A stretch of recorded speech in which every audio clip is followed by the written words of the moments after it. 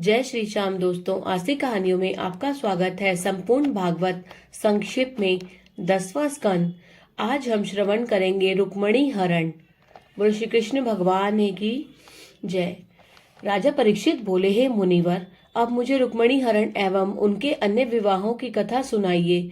सुखदेव जी बोले, हे राजन, विदर्भ देश में भीष्मक नाम के राजा थे। उनके 5 पुत्र और रुक्मणी नाम की एक कन्या थी। रुक्मणी लक्ष्मी अवतार थी। अतः देवर्षि नारद के मुख से श्री कृष्ण का गुणानुवाद सुनकर वह उन्हें पति मानने लगी। भीष्मक का पुत्र रुक्मी भगवान कृष्ण को शत्रु मानता था, क्योंकि उनके द्वारा रुक्मी के अनेकों सगे संबंधी मारे गए थे। उसने रुक्मणी का विवाह शिशुपाल से तय कर दिया। जब रुक्मणी ने अपने भाई का निश्चय सुनाया, तब मन में उदास होकर एक ब्राह्मण को श्री कृष्ण के पास यह संदेश लेकर भेजा, हे भगवान, आप ही मेरे पति परमेश्वर हैं। ब्राह्मण ने द्वारिकापुरी पहुंचकर श्री कृष्ण को रुक्मणी द्वारा उन्हें हृदय से वरने की और शिशुपाल से बचाव करने की स्तुति कह सुनाई। श्री कृष्ण रुक्मणी का संदेश सुनकर ब्राह्मण से बोले, हे विप्रवर, रुक्मणी जी का मन मुझसे लगा है तो उनका कोई कुछ नहीं बिगाड़ सकता। तदनंतर कृष्ण ने दारुक को बुलाकर आज्ञा दी, शीघ्र रथ जोत कर ले आओ। तब वह सारथी रथ ले आया और भगवान उस ब्राह्मण के साथ रथ में सवार हो एक रात्रि में ही विदर्भ देश पहुंच गए। उधर विदर्भ देश की राजधानी कुंडीपुर में शिशुपाल रुक्मणी को ब्याहने बारात लेकर पहुंच चुका था। वहां पर शिशुपाल पक्ष के हजारों राजा पहुंचे थे।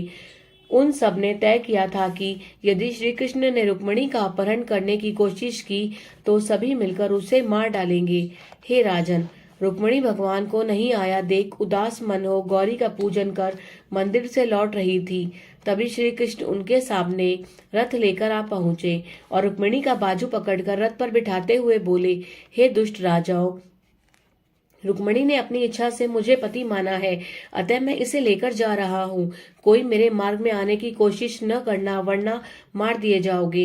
ये कहते हुए रथ के शीघ्रगामी घोड़े को हाँकते हुए चल दिए। यह देख रुक्मी से कहा न गया और वह भगवान श्री कृष्ण की राह में सैनिकों के साथ जाकर युद्ध करने लगा। रुक्मी का शिशुपाल आदि राजाओं ने भी साथ दिया। भयंकर युद्ध हुआ। अंत में सभी राजागण घायल होते हुए हार हार कर रण क्षेत्र से भाग गए और भगवान श्री कृष्ण ने पुरी आकर धूमधाम से रुक्मणी का साथ विवाह कार्य मंत्रोविधि से संपन्न किया और आनंद पूर्वक रहने लगे। बोलो श्री कृष्ण भगवान की जय। कालिंदी सत्या और लक्ष्मणा से श्री कृष्ण का विवाह। श्री कृष्ण जी ने कहा, हे परीक्षित, भगवान श्री कृष्ण को अक्रूर जी द्वारा पांडवों पर दुर्योधन के अत्याचार का जब पता लगा तो वे पांडवों की सुधि लेने हस्तिनापुर गए।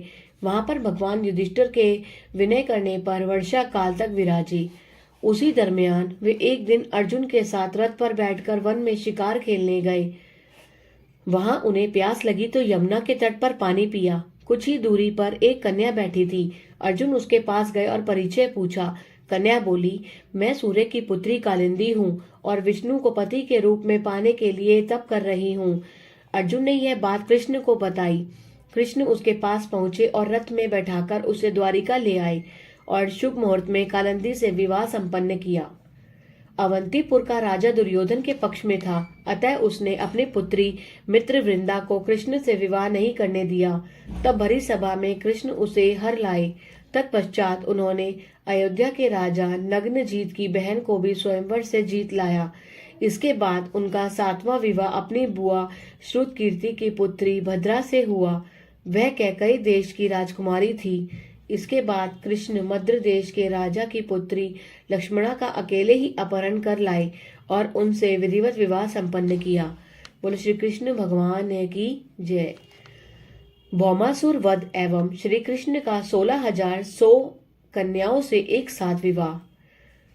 परीक्षित ने कहा, हे मुनीश्वर, भगवान श्री कृष्ण ने भौमासुर को मारकर किस प्रकार 16,100 कन्याओं को उनके कैद से आजाद कराया और उन सभी के साथ भगवान ने शादी क्यों कर ली, इस संबंध में विस्तार से वर्णन करे। सुखदेव जी बोले, हे राजन, पराक्रमी दानव भौमासुर ने वरुण से, छत्र इंद्र से माता अदिति के कुंडल और मणि पर्वत भी छीन लिया था। इंद्र ने द्वारिका जाकर सभी बातें कृष्ण को बताई। इस पर भगवान क्रोधित हो गए और तुरंत ही रथ पर सवार हो सत्यभामा के साथ भौमासुर की पुरी में आ गए। आते ही उन्होंने शंख ध्वनि का भौमासुर को ललकारा। भौमासुर महान बलशाली था। वह पांचजन्य शंख के नाद को सुनकर अस्त्र शस्त्र से सज्जित हो महल से बाहर निकला और उसने सैनिकों को कृष्ण को कुचल देने की आज्ञा दी।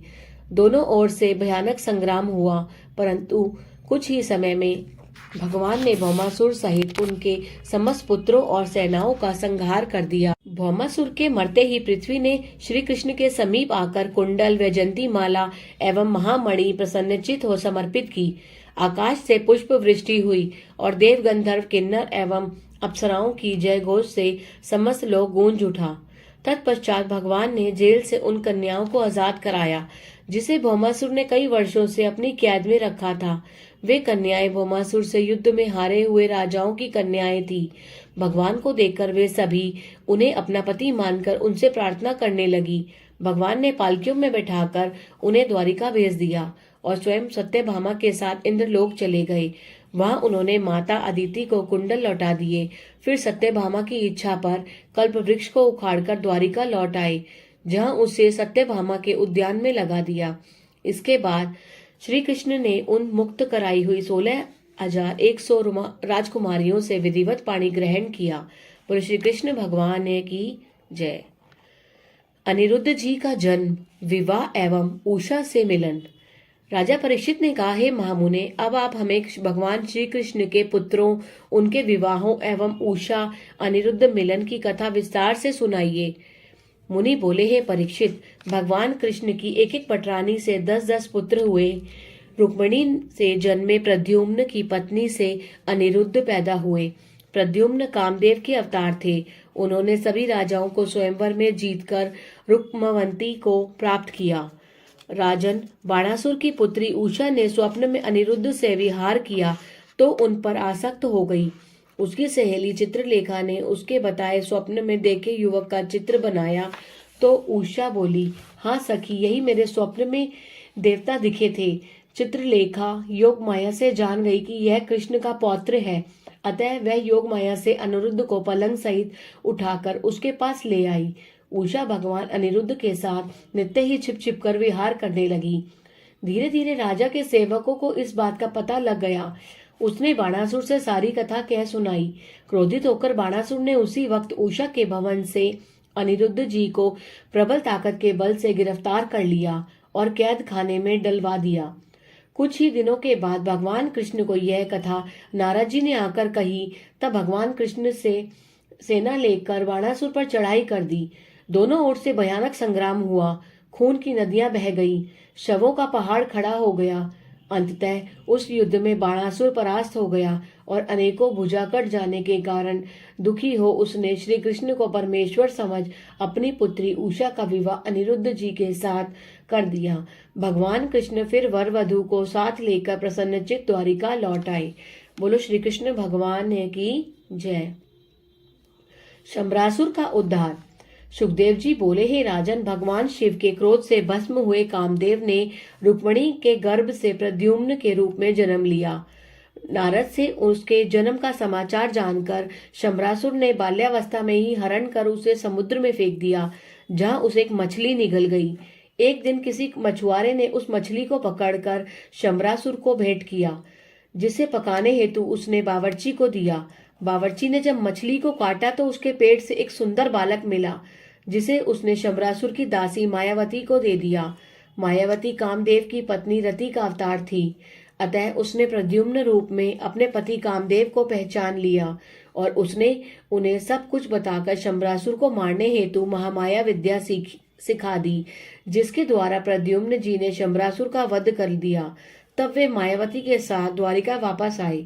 फिर नारद जी उसी वक्त वहां पहुंच गए, जिन्होंने प्रद्युम्न जी के साथ मायावती के विवाह तक का सारा वृतांत रुक्मिणी, देवकी, वसुदेव और कृष्ण बलराम आदि को कह सुनाया, जिसे सुनकर सभी प्रसन्न हो गए और रुक्मिणी जी ने प्रद्युम्न जी को हृदय से लगा लिया। बोलो श्री कृष्ण भगवान की जय। स्यमंतक मणि की कथा। परीक्षित ने कहा, हे मुनिवर, सत्राजीत ने श्री कृष्ण से क्या अपराध किया था और उन्हें स्यमंतक मणि कहाँ से मिली? सुखदेव जी बोले, राजन, सत्राजीत भगवान सूर्य का परम भक्त था, अतः प्रसन्न होकर उन्होंने ही सत्राजीत को यह मणि दी थी। एक दिन वे स्यामंतक मणि को धारण कर द्वारिकापुरी में आए। यादवों ने उसे सूर्य समझा तो हंसते हुए श्री कृष्ण ने कहा, ये सत्राजीत है जिसे सूर्य से स्यमंतक मणि प्राप्त हुई है। वह मणि ही उसके गले में सूर्य के समान चमक रही है। हे राजन, वह मणि नित्य ही मुंह मांगा सोना प्रदान करती थी और जहां भी उसे रखा जाता था उसे राज्य में महामारी अथवा अकाल नहीं होता था। भगवान ने सत्राजीत से वह मणि उग्रसेन के लिए मांगी, किंतु सत्राजीत ने देने से इनकार कर दिया। एक दिन उस मणि को धारण कर सत्राजीत का भाई वन में गया, जहां उसे सिंह ने मार डाला और मणि ले ली। ऋषराज जाम्ब ने उस मणि को सिंह के पास देखा तो देखते ही उसे मार डाला और मणि लाकर पहाड़ की गुफा में अपने बच्चों को खेलने हेतु दे दी। भाई का समाचार न पाकर सत्राजीत ने यह समझा कि मणि प्राप्त करने हेतु कृष्ण ने ही उसे मार डाला होगा। यह कलंक श्री कृष्ण के ऊपर चारों ओर लगने लगा। तब भगवान ने अपनी माया से जाना कि वह मणि ऋषराज की गुफा में है। तभी भगवान कलंक से बचने हेतु उस गुफा में गए, जहां उन्हें ऋषराज जाम्ब से 28 दिनों तक युद्ध करना पड़ा। तब जाम्ब ने समझ लिया कि ये विष्णु का अवतार है, अतः उन्होंने भगवान की स्तुति करते हुए वह मणि उन्हें सौंप दी और जाम्बवती नाम की कन्या भी उन्हें अर्पण कर दी।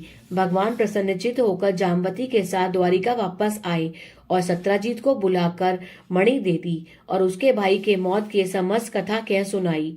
प्रसन्न होकर सत्राजीत ने अपनी पुत्री सत्यभामा का विवाह कृष्ण से कर दिया तथा मणि भी उन्हें भेंट की, किंतु कृष्ण ने मणि पुनः सत्राजीत को ही लौटा दी। बोल श्री कृष्ण भगवान की जय। पौंड्रक काशीराज एवं द्विवेद का उद्धार। सुखदेव जी बोले, एक बार श्री बलराम जी ब्रज को गए थे कि उसी बीच द्वारिका में करुण देश के राजा पौंड्रक ने भगवान कृष्ण को अपने दूत के द्वारा संदेश भेजा कि हे वासुदेव पुत्र, तुम अपने आप को झूठ मूठ का परम अवतार कृष्ण कहते हो। असली कृष्ण तो मैं हूँ, अतः अपना चिन्ह मुझे भेजे, अन्यथा युद्ध कबूल करो। भगवान ने उसे वापसी संदेश भेजा कि युद्ध मैदान में आओ और वहीं पर असली नकली का फैसला कर लेना। यह संदेश सुनते ही पौंड्रक ने विशाल सेना और साथ में काशीराज की 3 अक्षौहिणी सेना के साथ द्वारिका पर आक्रमण कर दिया। भगवान ने भयंकर युद्ध करते हुए शत्रु सेना को संहार कर डाला और पौंड्रक तथा काशीराज को भी स्वर्ग पहुंचा दिया। हे राजन, तत्पश्चात काशीराज के पुत्र सुदक्षिण ने शिव को तपस्या से प्रसन्न कर उनसे वरदान पाकर पुनः द्वारिका युद्ध करने आया, किंतु वो भी भगवान की शक्ति से मारा गया। तब भौमासुर के भाई द्विविद ने अपने भाई का बदला लेने हेतु सैनिकों के साथ द्वारिका के चारों ओर से घेरकर भयंकर संग्राम शुरू कर दिया, जिससे वहां पर खून की नदियां बह गई। अंत में बलराम जी ने उसे अपने मूसल से चूर्ण कर दिया और उसे मुक्ति भी मिल गई। बोलो श्री कृष्ण भगवान की जय। अगर आपको ये कथा में आनंद आया तो कृपया कर इसे लाइक कीजिए और अधिक से अधिक शेयर कीजिए, जिससे अधिक से अधिक लोग इसका लाभ उठा सकें। बोलो जय श्री श्याम।